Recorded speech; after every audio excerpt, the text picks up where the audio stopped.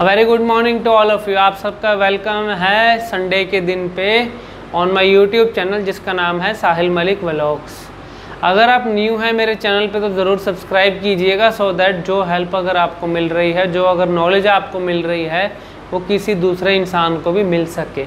आज का सेशन रहेगा हमारी सोच के ऊपर और हमारी सोच हमारी वॉइस पे, हमारी स्पीच पे कैसे अफेक्ट करती है उस चीज़ के ऊपर।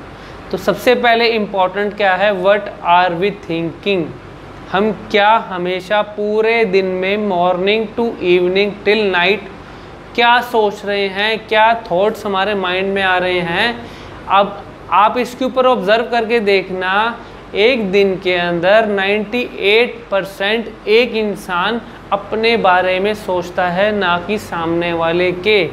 अब 98% जो चीज़ें हम सोच रहे हैं उनका क्या बेनिफिट हमें मिल सकता है, क्या नुकसान हमें हो रहा है, वो इंसान को खुद को आइडिया होना चाहिए। अब इसका मतलब क्या है, अगर मैं अपने बारे में अच्छा सोच रहा हूँ, अगर मुझे लगता है कि कि आई एम द बेस्ट, तो मैं कौन कौन से ऐसे एफ़र्ट लगा रहा हूँ अपनी लाइफ में जिसकी वजह से वो चीज़ मुझे बेस्ट की तरफ लेके जा रही है।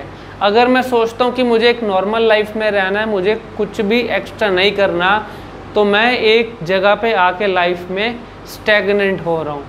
अगर मैं अपने ही बारे में गलत सोच रहा हूँ कि मुझे सही से नहीं बोलना आता, जो मेरे साथ हो रहा है वो गलत हो रहा है, तो इसका मतलब क्या है कि मैं अपने माइंड में ये चीज़ें इनपुट के थ्रू जा रही हैं कि भैया तू कुछ भी नहीं है। और मैं अपने आप को ही, अपनी मिरर इमेज को ही ये बोल रहा हूँ कि मैं गलत हूँ और मैं अच्छा नहीं हूँ, मैं बुरा हूँ, मेरे अंदर कोई इम्प्रूवमेंट नहीं हो रही।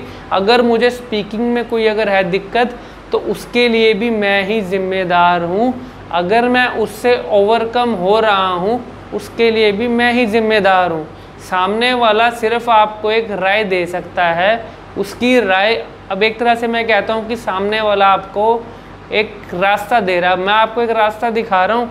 अगर इसके थ्रू अगर हेल्प मिल रही है आपको, हज़ारों लोगों को मिल चुकी है और जो लोग ले रहे हैं हेल्प मुझसे, अगर उनको हेल्प मिल रही है तो आपको क्यों नहीं वो हेल्प ले सकते। तो इसलिए थोड़ा सा ओपन माइंड होके हर चीज़ को सोचिए कि, और ये कभी भी मत सोचिए कि वो क्या कह रहा है, वो क्या कह रहा है। अपने खुद के माइंड से पूछिए, जो बंदा सामने वाला बोल रहा है उसका जो लॉजिक एक्सप्लेन करने का, वो सही बोल रहा है या नहीं बोल रहा। आपका माइंड आपको अपने बता देगा, नहीं ये बंदा सही बोल रहा है। तो सबसे पहले हमें अपने बारे में वो चीज़ें सोचनी हैं जो हम अपने आप से एक्सपेक्टेशन कर रहे हैं।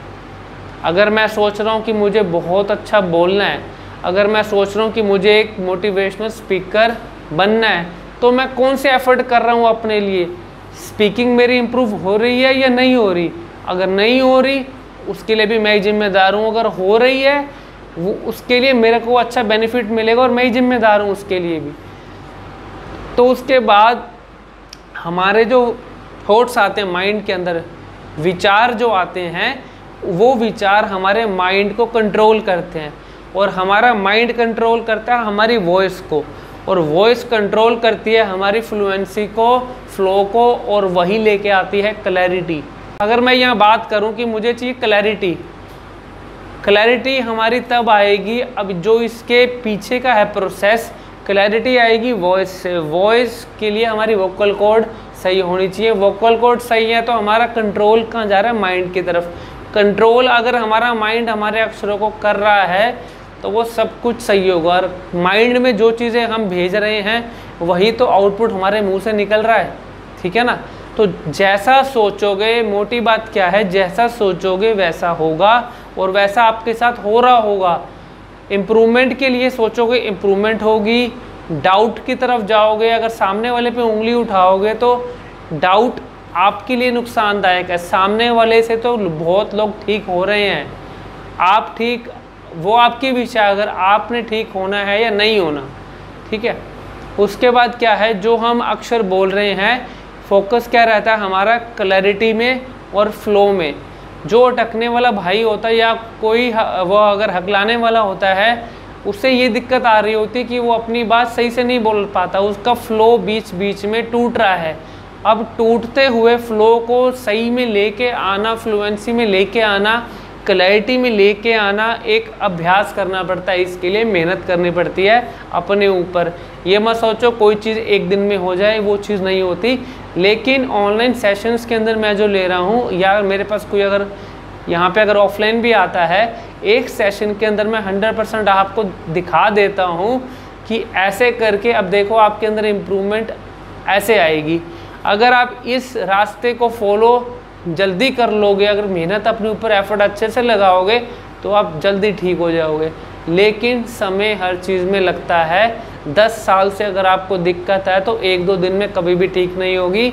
एक पुरानी आदत को छोड़ के नई हैबिट में आने के लिए 21 दिन कम से कम लगते हैं।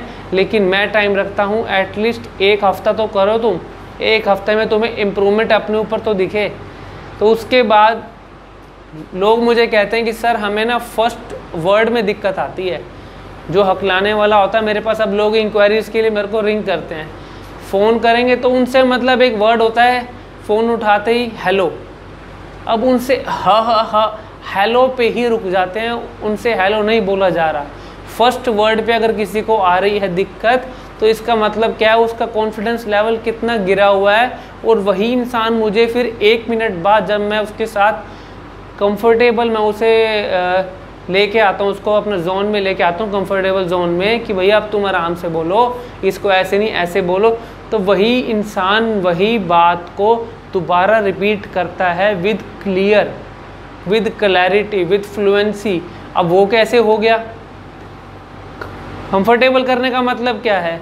मैं उसे उसके स्टेबिलिटी वाले लेवल में लेके आया, उसके साथ मैं कंफर्टेबल हुआ। तभी लोग ये बात भी बोलते हैं कि सर अगर मैं अपने फैमिली मेम्बर्स के साथ, पेरेंट्स के साथ अगर मैं कोई इंटरेक्शन करता हूँ, मुझे कभी भी दिक्कत नहीं आती। अब इसका मतलब क्या है? वो ऑलरेडी आपका माइंड, आपकी हार्ट बीट ऑलरेडी कंफर्टेबल हैं अपनों के साथ। अनजान इंसान के साथ, अननोन अगर कोई भी सामने आता है, कोई इंटरेक्शन करता है, वहाँ दिक्कत आ रही है, क्योंकि आप उसे नहीं जानते और आप अपने आप को आपने इस लेवल पे आंक लिया कि भैया सामने वाले को अगर मैं कुछ बोलूँगा तो उसे मेरे बारे में ये ना पता लग जाए कि मैं अटक के बोलता हूँ या हकला के बोलता हूँ। अब तुमने पहले ही एज्यूम कर लिया कि मेरे सामने अननोन है, अगर मैंने कुछ गलत बोला तो उसे पता लग जाएगा। तो तुम उसी चीज़ को ये माइंड में क्यों लेके आते हो? तुम ये सोचो कि हर इंसान एक बराबर है। मैं जो बोल रहा हूँ, फोकस अब तुम कहाँ डाल रहे हो? सामने वाले पे। फोकस अपने ऊपर लेके आओ ना, फ्लैश लाइट अपने ऊपर रखो हमेशा हमारी, ठीक है ना? तो उससे क्या होगा, आपका कॉन्फिडेंस लेवल एक लेवल पे रहेगा। स्पीच थेरेपी के अंदर अटकने हकलाने वाले का कॉन्फिडेंस फ्लक्चुएट होता है, कभी तो एकदम हाई, कभी एकदम लो, कभी एकदम हाई, कभी एकदम लो। अब इसका मतलब क्या, जब हाई कॉन्फिडेंस होगा तो मैं अच्छे से बोल रहा हूँ, जैसे ही कॉन्फिडेंस कम तो बैंड बज जाती है। तो इसका मतलब क्या है, हमें अपना फ्लो और अपने आप का एक्साइटमेंट लेवल और सैड मोमेंट्स वाला लेवल मेंटेन करके नॉर्मल में लेके आना है।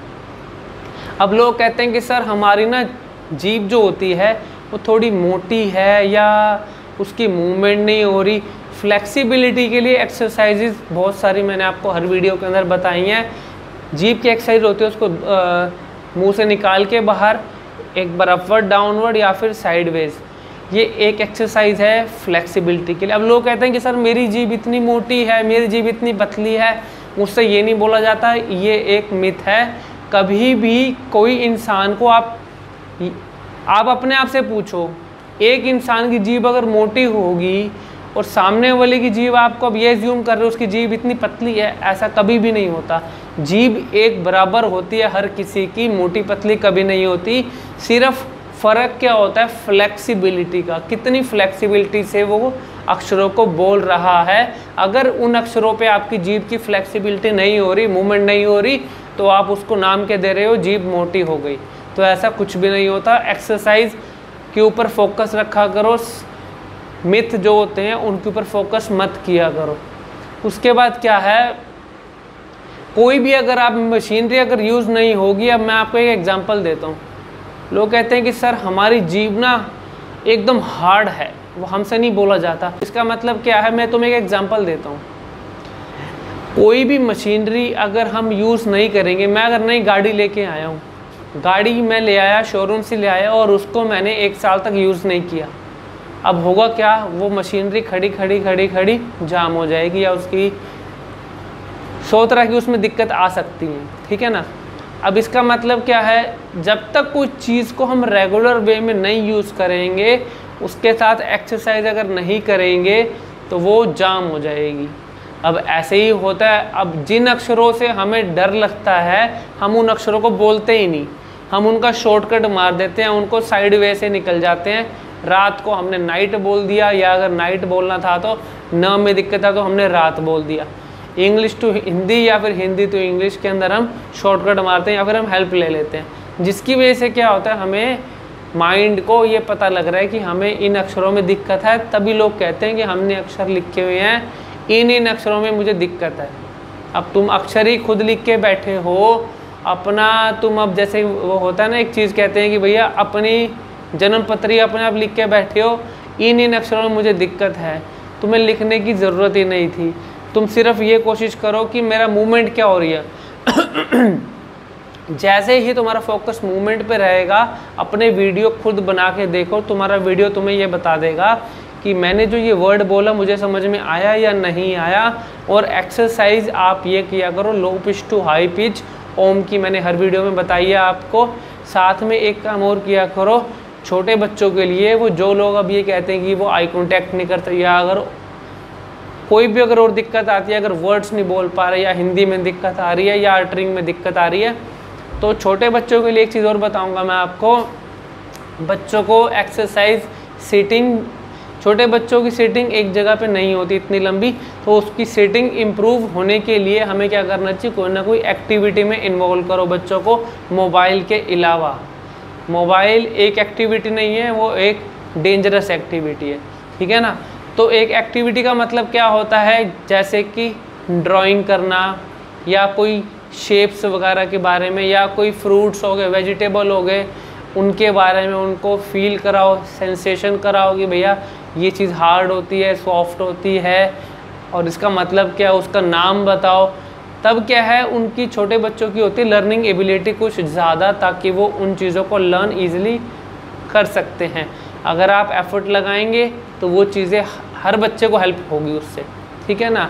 अगर और कोई इंक्वायरीज़ अगर आपके माइंड में आती हैं स्पीच थेरेपी के रिगार्डिंग, तो आप मेरे कमेंट सेक्शन में ज़रूर लिखिएगा, आपको मैं हमेशा वेलकम करता हूँ, सो दैट मैं हर इंक्वायरी को रिप्लाई भी कर सकूँ। Thank you very much, God bless you.